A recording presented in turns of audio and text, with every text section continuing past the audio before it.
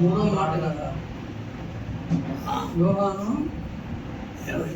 భార్య ఉంటాడు. ఇద్దరు కనపడుతున్నారు. మైక్ దగ్గర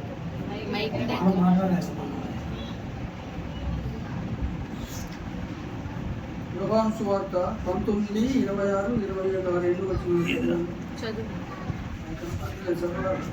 యేసు తన తల్లియు తాను ప్రేమించిన శిష్యుడును దగ్గర నిల్చుండుట చూచి, అమ్మా ఇదిగో నీ కుమారుడు అని తన తల్లితో చెప్పాడు. తరువాత శిష్యుడు చూచి, ఇదిగో నీ తల్లి అని చెప్పాడు. ఇక్కడ ఆ గడియ నుండి ఆ శిష్యుడు ఆమెను తన ఇంట చేర్చుకుని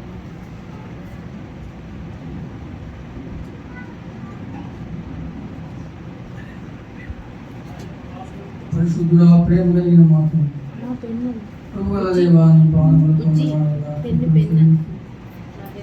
ఈ శిలువ ధ్యానాన్ని గురించి ఈ దినం క్రైస్తవ లోకమంతా తండ్రి ఈ సన్నిధిలో మొదలుపెట్టి ఈ శిలువను గురించి ధ్యానించి ఈ అవకాశాన్ని మాకు ఇచ్చినందుకు వందనాలు చెల్లిస్తున్నాను.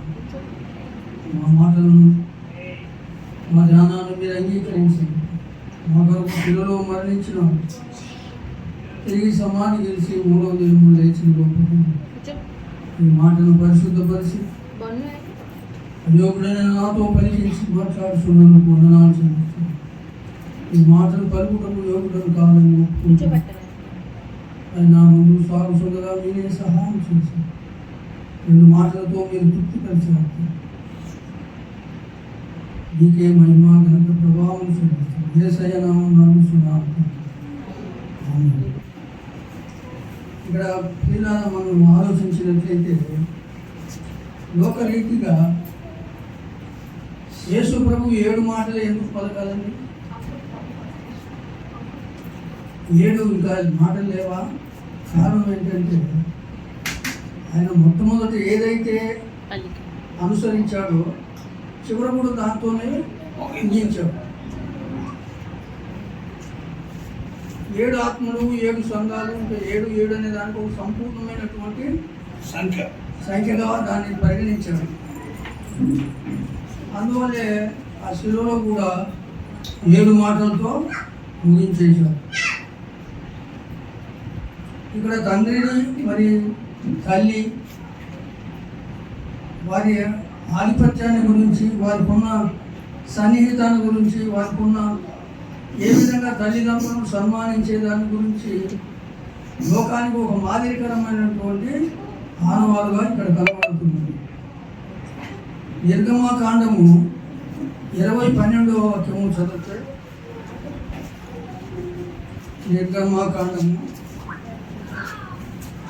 దీర్ఘాయుష్మంతులో తండ్రి సన్మానించు. ఎంతమంది తల్లిదండ్రులు సన్మానిస్తున్నారండి? మనం పేపర్లో చూసాం, తల్లి మందు తాగడానికి డబ్బులు ఇవ్వలేదని చంపేశాం. ఇంకా ఇలాంటి పరిస్థితులలో ఇక్కడ మనకు ఒక మాదిరికరమైనటువంటి ఆజ్ఞ రూపంలో మనకి ఇది వాక్యాన్ని దేవుడు జతపరిచి మాట్లాడుతున్నాడు. నీ తల్లిని తండ్రిని సన్మానించు. ఎంతమంది సన్మానిస్తున్నాము? ఎంతమంది ఆచరిస్తున్నారు ఈ వాక్యాన్ని? క్రైస్తవులుగా ఉన్నవారే ఎందరో దీనికి విరుద్ధంగా ప్రవర్తిస్తున్నారు. కొందరు డబ్బు బాగా ఆస్తి ఉన్నవాడు ఏం చేస్తున్నాడు? తల్లిదండ్రులు వృద్ధాప్యంకి వచ్చేటప్పుడు తీసుకెళ్ళి అనాథ శరాధంలో ఇతన్ని డబ్బు కట్టేసి వాళ్ళకి అప్పు చెప్పేస్తుంది. ఈ బైబిల్ ఆ విధంగా చెప్పట్లేదు. తల్లిని తండ్రిని మనమే సన్మానించాలి, మనమే ఆదరించాలి. వారి బాగోగులు మనమే చూడాలి. అదే మరి బైబిల్ నీతి ఏంటంటే మనం నెరవేర్చాలి. అంటే ఎవరో నెరవేర్చితే అది మనకు దీవెన కాదండి. వారు మనల్ని పెంచి పెద్ద చేసి మరి పెళ్ళిళ్ళు చేసి అన్ని కష్టాలు అనుభవించారు కాబట్టి చివరిలో వాళ్ళని మనం తోసివేస్తే అది శాపగ్రస్తులం అవుతుంది. కుటుంబానికి దీవెన కాదు, సామెతలు 23:25 వాక్యం ఒకసారి మాట. సామెతలు 23:25.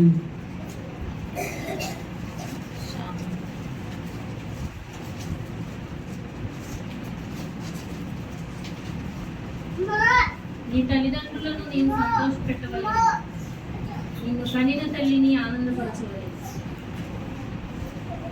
23:25.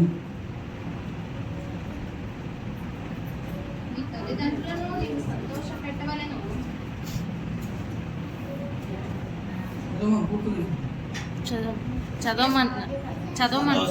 నీ తల్లిదండ్రులను నీవు సంతోషపెట్టవలెను, నిన్ను కనిన తల్లిని ఆనందపరచవలెను. తల్లిదండ్రులను సంతోషపరచాలి, మీ తల్లిని ఆనందపరచాలని. ఎంతమంది మీ ఆలోచన ఆనందపరుస్తున్నారు? తల్లి ప్రేమ ఎలాంటిదంటే, నేను సాదృశ్యంగా మా తల్లిని గురించి నేను ఒక మాట చెప్పాలి. నేను కమల పిల్లలు అయితే వాడు నా తర్వాత లేడు. మాకు పొలం ఉంది, యాదలు ఎద్దులు పొలంలో పనిచేస్తాను కదా. నాకేం రాదు, నేను స్కూల్కి వెళ్తుండేవాడిని. నా తర్వాత కూడా బాగా గడ్డి గిడ్డి లేవటం అంతా చేసి బాగా ఇంటి దగ్గర పని చేసాను. అయితే మా అమ్మ నన్ను బాగా ప్రేమించింది. నన్ను ఒకసారి గడ్డికి పంపాను. నాకేం తెలుసు, నాకు రాగా ఏదో గంప తీసుకెళ్ళి కొద్దిగా చెట్ల కింద ఏదో లాగి కొద్ది పైన పెట్టుకొని వచ్చే ఇంటికి. వాడు ఫుల్గా తీసుకొచ్చాడు గంప నిండా. సరే మా నాయన ఉంది, అబ్బా తెచ్చాడు అని ఆ గంప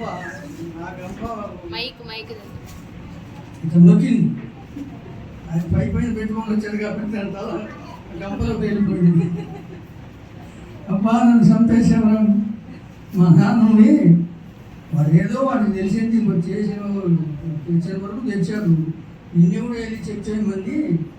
ఒక ముళ్ళు ఉంది, ఆ తలలో కూర్చుంది. ఎందుకంటే నేను బయట గడ్డి కోయలేదుగా, ఆ కంప చెట్లలో అక్కడెక్కడ లాగాను కదా. సన్న ముళ్ళు ఉంది, ఆ ముళ్ళు ఈ తలలో కూర్చుంది. చంపేసావు అంటుంది. మా అమ్మ ఆ వెనకాలే కూర్చుండేవాడిని భోజనం. లేట్ అయిపోయిన వెంటనే ఆమె పక్కన పెట్టేవాడిని వేసి. ఆ నాయనమ్మ చూసి, అమ్మ పెట్టు వాడికి, ఎందుకంటే మంచి పని ఉంది కదా, పెట్టు దగ్గర ముఖ్యం పెట్టుకొని పెడుతుంది. కానీ మా తల్లి ఆయన లెక్క చేసేది కాదు. తల్లి ప్రేమ అంటే దాన్ని రుచి చూసిన వాళ్ళకే తెలుస్తుంది. ఇక్కడ మరియమ్మ యేసు ప్రభు శిలువ మీద వేలాడుతూ ఈనాటి జీవనంగా ఆయన రక్తసిక్తమైనటువంటి ఆ శరీరంతో వేదనపరుచున్నప్పుడు ఆమె దగ్గరగా ఉండి చూస్తున్నది. మరియమ్మతోటి యోసేపు లేడు. మొన్న ఒక వ్యాఖ్యానకర్త యోసేపు చనిపోయినాడు అనుకున్నాడు. కావచ్చేమో, వాక్యంలో లేదు, కానీ ఉంటే మరియమ్మతోటి నిల్చుండేవాడుగా. అది ప్రశ్న. కనుక తల్లి ఉంది. తల్లితోటి యోహాను ముఖ్య శిష్యుడు, ఆయన ప్రేమించిన శిష్యుడు. ఆయన వాళ్ళిద్దరే నిలబడి ఉన్నారు అక్కడ. ఇంకా కొందరు స్త్రీలు ఉన్నారు. శిష్యులు ఎక్కడ ఉన్నారు? రాకపోయారు. ఆయన దగ్గర ఎవరు లేరు, ఒక యోహాను మాత్రమే నిల్చున్నాడు.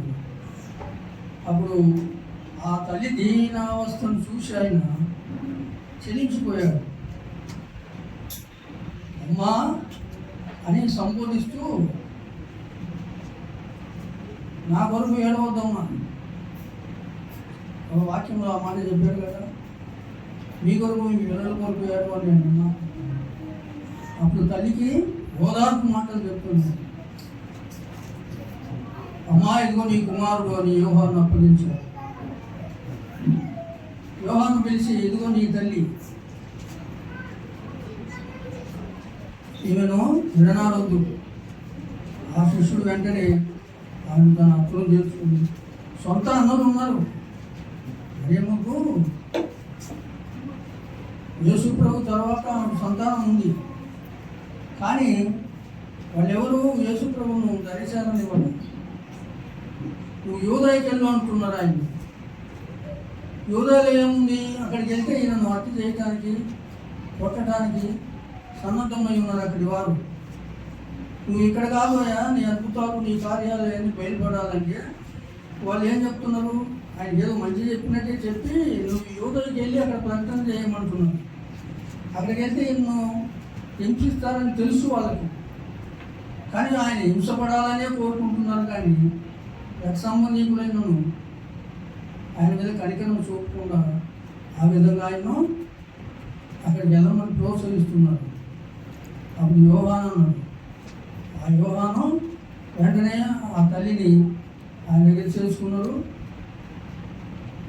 ఇదిగో నీ తల్లి అనగానే ఆ తల్లికి, ఇదిగో అమ్మా నీ శిశువు, నీ కుమారుడు అని తల్లికి అప్పుడు. ఎఫెసీ 6:2 ఒక మాట ఉంది. ఎఫెసీ 6:2. తర్వాత మార్కు 7:11. నీకు మేలు కలుగునట్లు నీ తండ్రిని తల్లిని సన్మానింపు, అప్పుడు నీకు భూమి మీద దీర్ఘాయుష్మంతుడు అగుదువు. మనము దీవింపబడాలి, దీర్ఘాయుష్మంతుడు అవ్వాలంటే మన తల్లిదండ్రులు సన్మానించమని వాక్యంలో ఉన్నది. ఎంతమందిని సన్మానిస్తున్నాము మనమే విమర్శ చేసుకోవాలి. చాలామంది తల్లిదండ్రులు వృద్ధాప్యంలో నిట్టేస్తున్నారు. మా నాన్న మా పెళ్ళికి సిక్ అయి ఉన్నాడు. నేనంటే చాలా ప్రేమ అయింది. కొద్దిగా బాగోలేనప్పుడు ఆరోగ్యము, నేను ఇక్కడ రైల్వేలో చేరకముందు నా వృత్తి కంపౌండర్. నేను హాస్పిటల్ పనిచేసేవాడిని. ఆంధ్ర హాస్పిటల్ ఎదురు మట్ట వెంకటేశ్వరరావు హాస్పిటల్లో 12 సంవత్సరాలు పనిచేశాను. నేను యూరిన్ టెస్ట్ చేస్తాను, ఇంజక్షన్ చేస్తాను, అన్ని బయట కూడా చేస్తాను. చాలామంది తెలిసిన వాళ్ళు వస్తారు నా దగ్గరికి. అయితే ఆయన బాగాలేనప్పుడు ఇక్కడికి వస్తే హాస్పిటల్ పెట్టి చేసేవాడిని. మా తమ్ముడి పెళ్ళికి ఆయన బెడ్ మీదే మంచంలో ఉన్నాడు, 5వ తమ్ముడు. సరే భోజనాలు అయినాయి, పెళ్ళి జరుగుతుంది. మా నాన్న ఉండి, అరే భోజనాలు జాగ్రత్తగా చూసుకొని అంటున్నాడు. సరే మా అన్న గమనిస్తున్నాడు, చివరి దశలో ఉన్నాడు ఈయన అక్కడ ఇక పెన్ను కాగితం తీసుకొని ఇక్కడ చదివింపుడు రాయడానికి రెడీ ఉన్నాడు. అయితే మా మామ సైమన్ తెలుసు కదండి, పాస్ గారు తెలుసు, ఆయనే పెళ్లి చేసేది. ఆయన ఇక చివరి మాటలు చెప్పి ప్రార్థన చేస్తున్నాడు. నాన్న ఎందుకో ఆయనకు అనుమానం వచ్చాడు. ఎలా అయిపోయింది పెళ్ళి అంటే, అయిపోయింది నాన్న, భోజనాలు జాగ్రత్తలు పెట్టండి అన్నాడు. అంతే, చనిపోయిన వెంటనే నా దగ్గరికి వచ్చాడు. అదే ఏం రాయద్దు నాకు చెప్పాడు. అది వెంటనే మా మామ చెప్పాడు, ఈ విధంగా మా నాన్న చనిపోయాడు, ఏం కార్యక్రమం ఏం చేయదు మా ప్రార్థన చేసి చూశాడు. ఎంతగానో ప్రేమించాడు. చివరిలో ఆయనకి ఏం చేయలేకపోయాడు. ఎందుకంటే మాకు అక్కడ కులమంది ఉంది కాబట్టి ఇక్కడ ఉండేవాళ్ళు కాదు. ఈ తల్లిని నువ్వు దీర్ఘాయుష్మంతులు ఒకటి, ఈ తల్లిని తండ్రిని సన్మానింపాలి. మార్కు 7:11 ఒక మాట.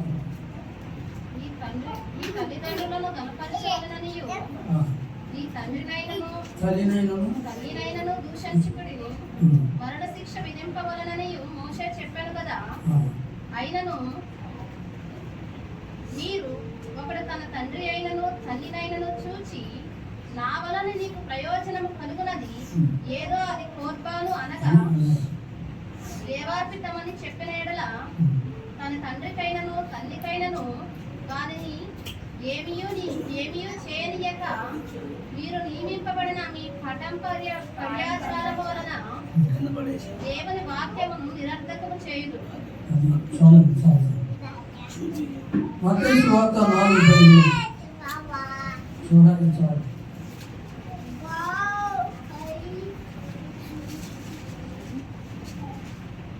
ఆ దీనవస్థలో మరియమ్మను చూసి కుమారుడు ఎంతో వేదన పడుతున్నాడు శిలువ మీద.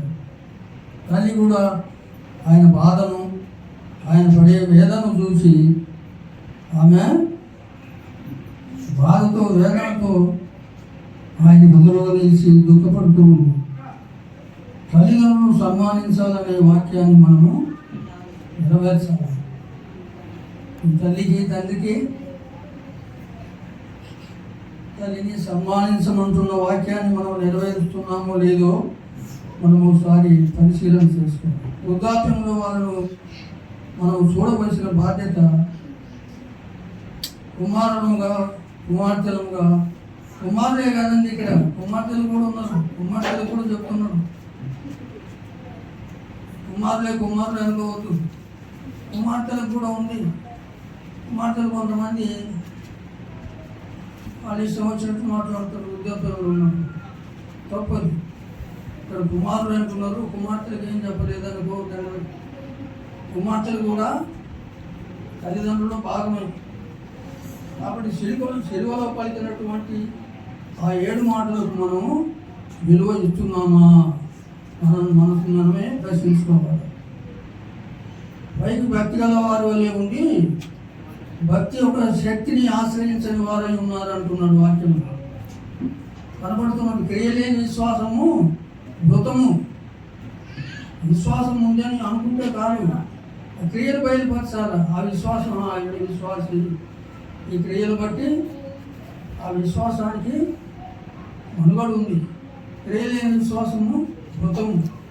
యాకోబు పత్రికలు అంటాడు, ఒక నోటు నుండి తీయని మాటలు, ఒక నోటు నుండి శాపవచనం వెళ్తుంది అంటాడు.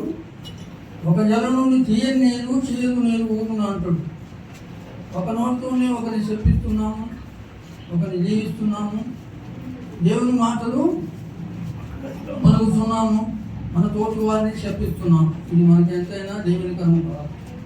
కాబట్టి యేసు ప్రభు పలికిన ఈ 7 మాటల్లో 3వ మాట దేవుడు దీవించి ఆశీర్వదించినట్టుగా పాస్ గారు ఈ మాట నాకు ఇచ్చినందుకు ఆయనకు వందనాలు చెల్లిస్తున్నాను.